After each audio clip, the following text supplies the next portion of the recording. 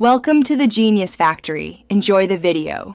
In this video, I will explain how to replace a Ford Fusion battery.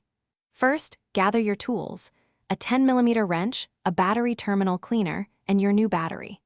Make sure your vehicle is completely off and the parking brake is engaged. Always wear safety glasses and gloves to protect your hands and eyes from potential battery acid. This ensures a safe and smooth replacement process. Next, locate your car battery, which is often in the trunk or under the hood. Using your 10mm wrench, disconnect the negative terminal first. This is crucial for safety. Then, disconnect the positive terminal. After that, carefully remove any battery hold-down clamps or straps that secure the battery in place. This prepares the old battery for removal. Now, carefully lift the old battery out of its tray. Be aware that car batteries are quite heavy, so lift with your legs. Before installing the new battery, take a moment to clean the battery tray and the terminal clamps thoroughly. This helps prevent corrosion.